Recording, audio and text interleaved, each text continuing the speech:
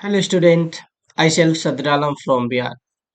तो आज हम लोग है बहुत ही इम्पोर्टेंट टॉपिक को स्टडी करने वाले हैं, जिस टॉपिक का नाम है सीक्वेंस सीरीज। सबसे पहले मैं आपको ये बता दूं कि ये जो सीक्वेंस सीरीज जो टॉपिक है, इस टॉपिक का इंट्रोडक्शन या आप बोल लो इसके बारे में हम लोग बेसिक एक्नॉलेजमेंट जो है क्लास 10 में देखने को मिल जाता है थोड़ा सा, जिसको हम लोग अर्थमेटिक प्रोग्रेशन बोलते हैं ना। साथ ही साथ यहाँ पे अगर हम लोग बात करें तो क्लास 11 में जैसे ही आप इन करोगे तो एपी थोड़ा सा लेवल अप होके हमें एपी का एक नया स्टेज देखने को मिलता है ना। और ये एपी क्लास बोर्ड के लिए तो इम्पोर्टेंट है ही है, बोर्ड के साथ साथ हमें जेई के लिए भी इम्पोर्टेंट है। जेई मेंस में हमेशा एक क्वेश्चन तो कम से कम पूछा ही जाता है, और ये बहुत ही ट्रिकली है ना। जो भी सिक्वेंस सीरीज है, एपी जीपी या एचपी हो या मिसलेनियस हो या हार्मोनिक अर्थमेटिक ज्योमेट्रिक का मीन हो, है ना। ये सब बड़ा ही ट्रिकली तरीके से पढ़ा जा सकता है ना। हालांकि है तो काफी छोटा है, लेकिन क्वेश्चन हर साल इससे पूछते हैं क्योंकि काफी ही बहुत बढ़िया टॉपिक है ये, है ना। तो चलो बच्चों, हम लोग आज स्टार्ट करेंगे जिसका नाम है सीक्वेंस एंड सीरीज। तो स्टार्ट करते हैं, शुरू से शुरू करते हैं, ठीक है। तो देखो बच्चों, सीक्वेंस है ना, सीक्वेंस एंड सीरीज। शुरू में तो थोड़ा सा हमें डेफिनेशन के बारे में जानना है, तो डेफिनेशन हम लोग पहले देख लेते हैं कि सीक्वेंस क्या है, सीरीज क्या है ना। आई थिंक सीक्वेंस का जो बेसिक डेफिनेशन है, मैं फिर से वही बोल रहा हूँ कि ये हमें क्लास 10 में ही भी इंट्रोड्यूस हो चुका है, इसलिए आपको पढ़ने में भी थोड़ा आसानी होगी, है ना। और क्लास 10 के जो बच्चे होंगे वो भी देखेंगे अभी कि वो जेई के क्वेश्चन को किस तरह से कर पाएंगे, है ना। उसे ऐसा एहसास होगा, अगर क्लास 10 के आप होंगे तो आपको वहीं पे फील आने लगेगा कि मैं भी जेई का क्वेश्चन कर सकता हूँ। तो चलिए, सबसे पहले मैं थोड़ा सा है ना स्पीड में ही क्वेश्चन सीक्वेंस का डेफिनेशन करते चलो, है ना। सीक्वेंस का डेफिनेशन, तो सीक्वेंस का डेफिनेशन क्या होता है, अपना अपना तरीका है। मैं बड़ा ही इजी कंसेप्ट में इसे यहाँ पे है ना मॉडिफाई किया हूँ, आप देखेंगे ना। Collection any collection with identify any collection with identify identify देखो किस तरह से आइडेंटिफाई करना बच्चों। First term, second term and show on, है ना, एंड सो ऑन। तो देखो, ये हो गया हमारा किसका, सीक्वेंस का डेफिनेशन। अब आप कहेंगे कि सर इसका एक एग्जांपल हो जाता तो हमें ज्यादा बेहतर तरीके से समझ में आता। बिल्कुल, क्योंकि मैथमेटिकल जो है वो थ्योरेटिकल तो समझना ही समझना है, लेकिन थ्योरेटिकल के साथ साथ जब प्रैक्टिकल चलोगे ना, तो मैथमेटिक्स में और चार चांद लग जाते हैं ना, और ही ज्यादा मजा आ जाता है उसको करने में। तो चलो हम लोग इसका एक एग्जाम्पल देखते हैं ना कि क्या what do you mean by collection, है ना, और किस तरह से हम उसे आइडेंटिफाई करते हैं ना।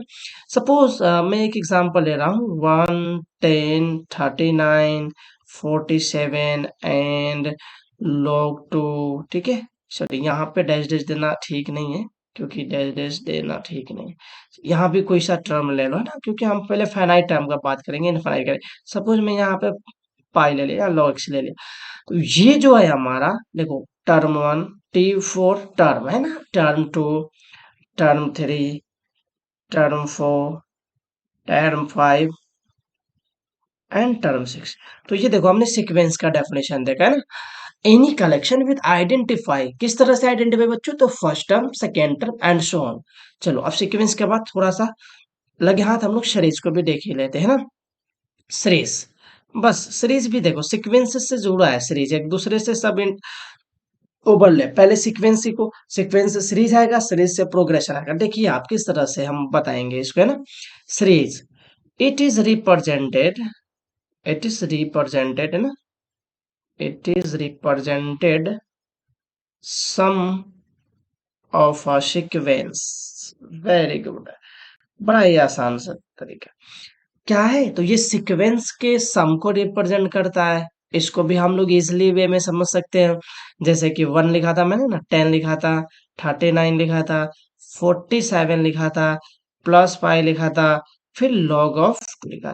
तो बस इसको मैंने सम में डिनोट कर दिया, तो बस ये हमारा क्या कहलाएगा, है ना? उसी तरह से ये term one, term two and so on है। तो ये सीरीज हो गया। तो दो चीज हमने देख लिया, सीक्वेंस और सीरीज। अब आते हैं बच्चों जल्दी से हम लोग, है ना, प्रोग्रेशन की ओर, है ना?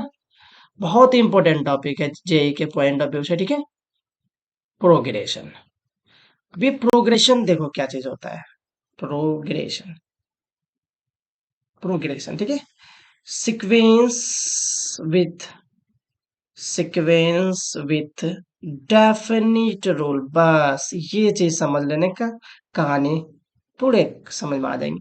Sequence with definite rule where follow a certain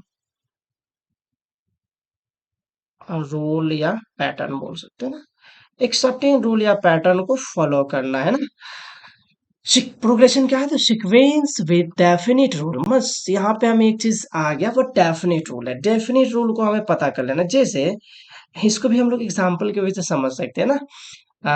1 2 3 4, आप देख पा रहे होंगे बेटा कि ये जो है ना डेफिनेट रूल को फॉलो कर रहा है। अभी मैं देखो प्रोग्रेशन के टाइप का बात नहीं कर रहा हूँ कि प्रोग्रेशन में ये किस तरह का प्रोग्रेशन है, ये फ्यूचर की बात है। लेकिन यहाँ पे एज गेसिंग पॉइंट अगर मैं आपसे पूछूं, गेस करो बेटा कि यहाँ पे आगे क्या हो रहा है, तो आप इजिली गेस कर सकते हो कि सर यहाँ पे देखो 1 से 2, 2 से 3, 3 से 4, यानी एक एक जंप कर रहा है ना।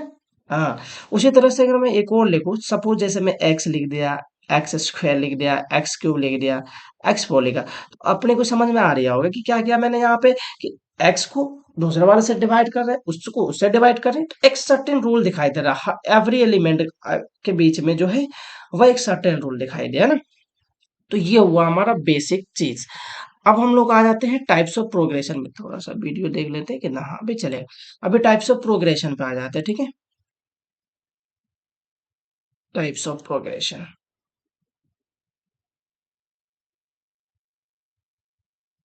ठीक है?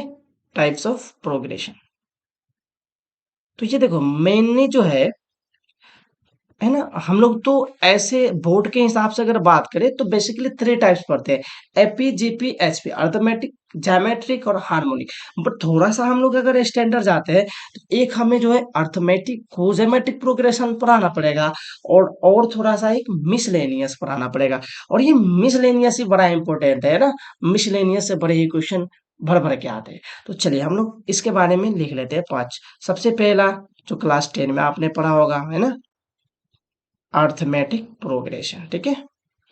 सबसे पहला तो अर्थमेटिक प्रोग्रेशन आई, जिसको हम लोग एपी बोलते हैं। अगर मैं इसको हिंदी में बात करूं, हिंदी में क्या बोलते हैं, है ना, तो हिंदी में इसे समांतर श्रेणी बोलते हैं ना। दूसरा जो है हमारा, है ना, ज्योमेट्रिक प्रोग्रेशन, जियोमेट्रिक, है ना। देखो इसका सभी का हिंदी भी अगर आप जानना चाहो तो बड़ा इजी वे में जान सकते हो। जैसे ये ज्योमेट्रिक है ना, जीपी तो बोलते हैं, बट अगर हिंदी जानना चाहो तो इसको गुणोत्तर श्रेणी बोलते हैं ना। सबका जान सकते हो आप, है ना। तीसरा हम बोल सकते हैं अर्थमेटिक, अर्थमेटिक को ज्योमेट्रिक प्रोग्रेशन, एजीपी, ठीक है। फोर्थ की मैं बात करूं तो आता है अपने को हार्मोनिक प्रोग्रेशन, है ना, harmonic progression.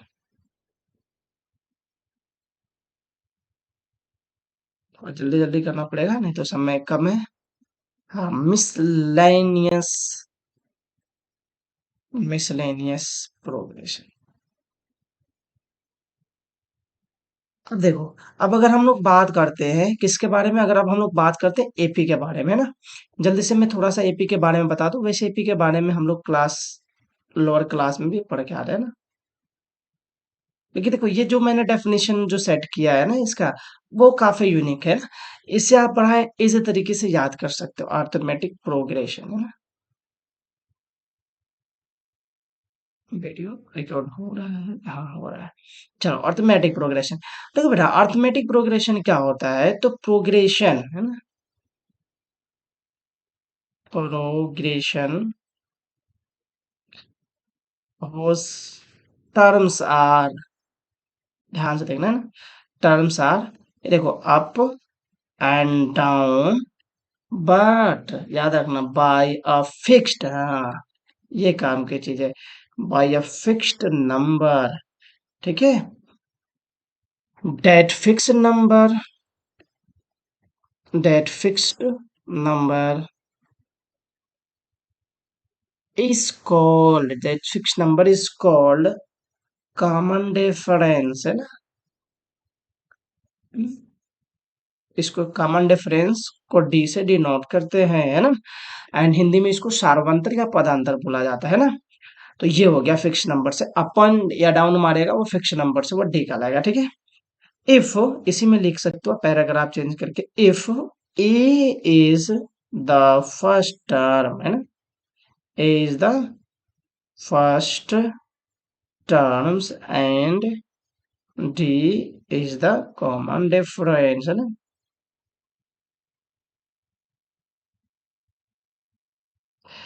In this basis, है ना, अगर हमें इस बेसिस पे अगर उसका डेफिनेशन मतलब एक जनरल टर्म लिखूं तो क्या लिख सकता हूँ, ए तो फर्स्ट टर्म है, आपको पता है, इस इधर से इसको सब्ट्रैक्ट करने का तो अपन को डी चाहिए, है ना। तो यहाँ तो मैं देख रहा हूँ ना कि इसको मैं इस तरह से लिख सकता हूँ, इस तरह से लिख सकता हूँ।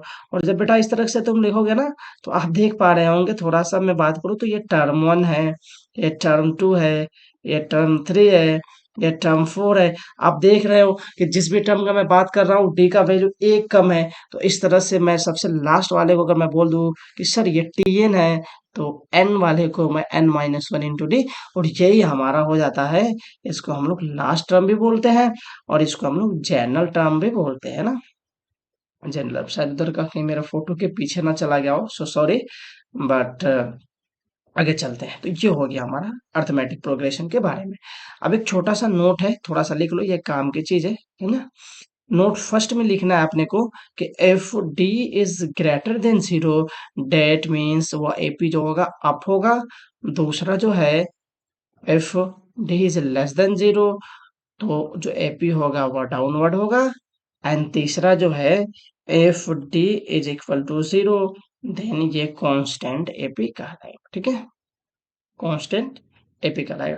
अब देखो, अगर है इसी से रिलेटेड सम ऑफ एपी, है ना। तो सम ऑफ एपी जो है उसका भी एक छोटा सा डेफिनेशन है, लेकिन अगर मैं डेफिनेशन का ही बात करूंगा तो काफी है ना लंबा हो जाएगा, है ना। इसलिए हम लोग जो है एक क्वेश्चन बनाते हैं जो कि क्वेश्चन जेई में पूछा गया है ना। तो चलिए जल्दी जल्दी हम लोग क्वेश्चन को देख लेते हैं, ताकि आपको भी समझ में आए कि हाँ सर, मैं जेई से रिलेटेड आपने अगर टॉपिक पढ़ाया है तो आपने बिल्कुल क्वेश्चन को समझाया है और क्या कंसेप्ट से आपने समझाया है। तो मैं बात करूंगा जेई 1998 में पूछा गया था, और अगर मैं मेंस का बात करूं तो ये जेई मेंस 2005 में पूछा गया था। देखो ये रिपीटेड क्वेश्चन है बेटा, है ना। आ जाते हैं क्वेश्चन की ओर। पहले तो मैं क्वेश्चन को कंसेप्ट से देखूंगा, फिर उसके बाद मैं क्वेश्चन को शॉर्ट मेथड से देखूंगा, या कंसेप्ट में सिर्फ बता दूंगा, नहीं तो काफी बड़ा लेक्चर हो जाएगा, है ना। If t r is the r a term, है ना, t r is the r a term of an AP for R is equal to 1, 2, 3, and so on. If for some positive integers, question है थोड़ा ज्यादा speed में लिख देंगे, कोई बात नहीं, क्वेश्चन आप बाद में भी मिला लेना ना। वी हैव, हमारे पास कुछ रिजल्ट गिवन है, टीएम का वैल्यू 1/n, है ना।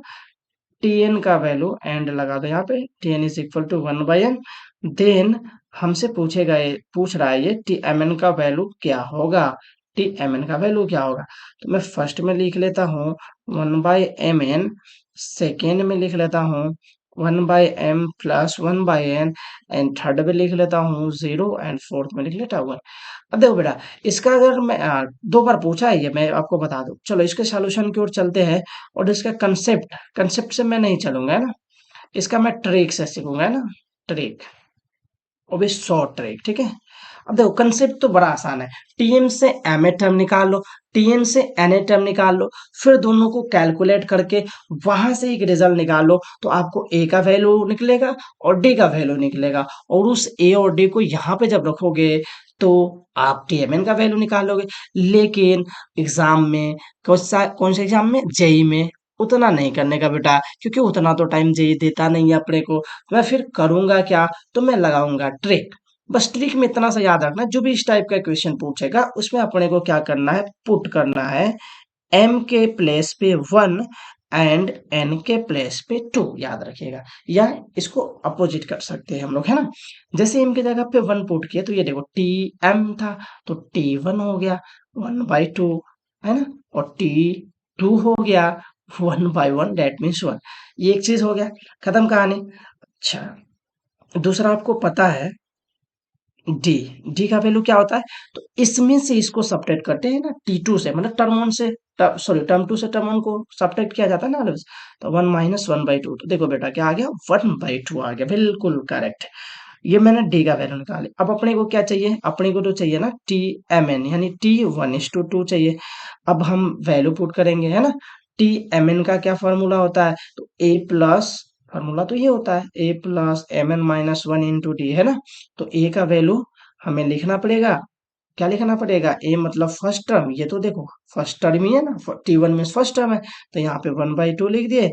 एम के जगह पे वन, एन के जगह पे टू, -1, और डी का वैल्यू 1/2 निकाला हमने।